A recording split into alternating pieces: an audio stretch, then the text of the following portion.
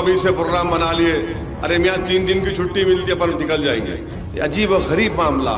आपको अगर जाना है तो आप 13 के बाद जाओ ना।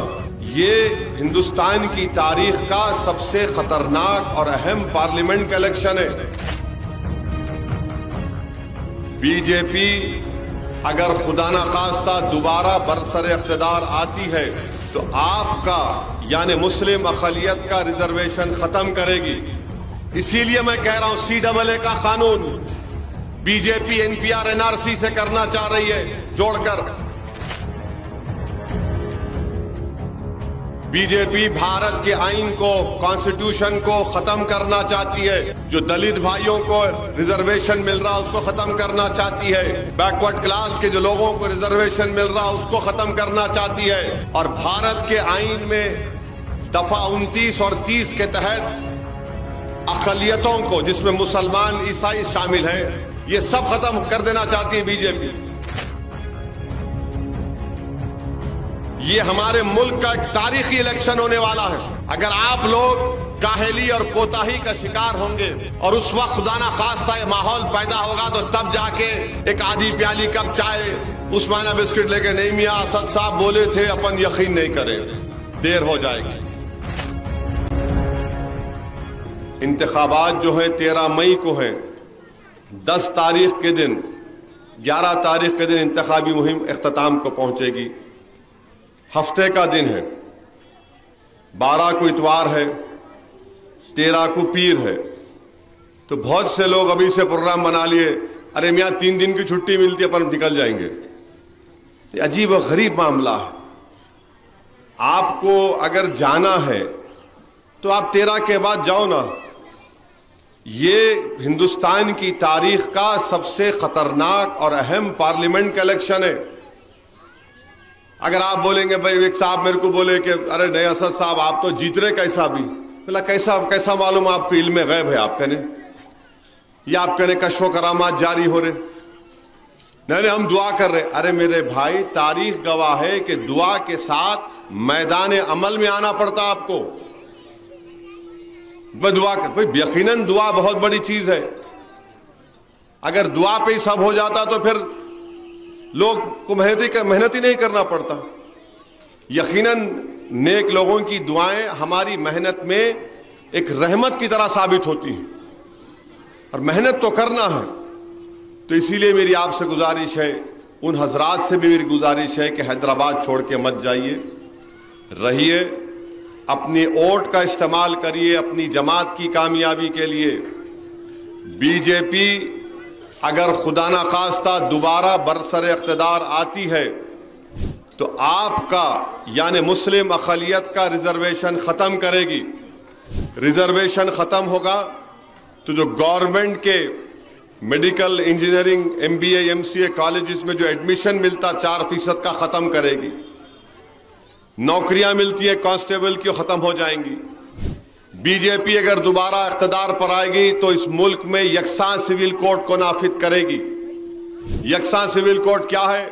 उत्तराखंड एक रियासत है जहां पर बीजेपी इख्तिदार में है, वहां पर उन्होंने इस कानून बना दिया, और वो कानून ये कहता है कि मुसलमान शादी करेगा तो स्पेशल मैरिज एक्ट के तहत करेगा, यानी निकाह से शादी नहीं होगी। शादी कैसी होती मुसलमान में? काजी साहब आते, खुद में निकाह होता, गवाह होता, फिर लिखते कि महर मौज्जल होगा, क्या होगा। अब महर भी नहीं दे सकते आप दुल्हन को, ये बीजेपी ने किया है। और अगर शादी को छोड़ना है, तलाक है या खुला है, तो सब खत्म उत्तराखंड में। ये बीजेपी करना चाहती है पूरे मुल्क में। मेरी बात को गहराई से सोचिए आप। बीजेपी भारत के आइन को, कॉन्स्टिट्यूशन को खत्म करना चाहती है। जो दलित भाइयों को रिजर्वेशन मिल रहा है उसको खत्म करना चाहती है। बैकवर्ड क्लास के जो लोगों को रिजर्वेशन मिल रहा है उसको खत्म करना चाहती है। और भारत के आइन में दफा 29 और 30 के तहत अक़लियतों को, जिसमें मुसलमान, ईसाई शामिल हैं, आपकी तहजीब को बचाने का उसमें प्रोविजन किया गया। आप अपने पसंद के तालीमी इदारे खोल सकते, चाहे मदरसा हो, इंजीनियरिंग मेडिकल कॉलेज हो, ये सब खत्म कर देना चाहती है बीजेपी। इसीलिए मैं कह रहा हूं CAA का कानून बीजेपी NPR NRC से करना चाह रही है, जोड़कर नाम निकलेगा यहां पर इस जगह का और किसी एक बल्दिया के ऑफिस में नामों की लिस्ट लगाई जाएगी और कोई आके बोलेगा कि मुबीन के नाम पर मेरे को इतराज है, तो गवर्नमेंट बोलेंगी मुबीन अब तुम बताओ कि तुम इस मुल्क के शहरी हो या नहीं हो। ये आसाम में हो चुका है, सुप्रीम कोर्ट के हुक्म पर हो चुका है। इसीलिए मेरी आपसे दर्दमंदाना अपील है कि ये मामूली पार्लियामेंट का इलेक्शन नहीं है, ये हमारे मुल्क का एक तारीखी इलेक्शन होने वाला है। अगर आप लोग काहली और कोताही का शिकार होंगे और उस वक्त खुदा ना खास्ता ये माहौल पैदा होगा तो तब जाके एक आधी प्याली कप चाय उस्माना बिस्किट लेके नहीं मियां असद साहब बोले थे अपन यकीन नहीं करें, देर हो जाएगी।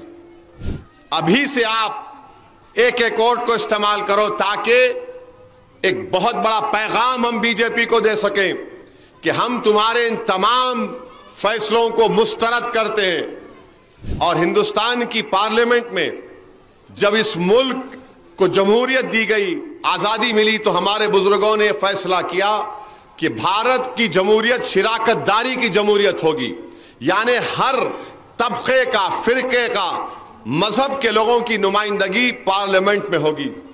आज हमारे मुल्क की लोकसभा में, हमारे वतन में मुसलमानों की आबादी, मुस्लिम अक़लियत की आबादी 14% है। कितने आपके MP जीत के आते? 4.5%, सिर्फ 4.5% जीत कर आते।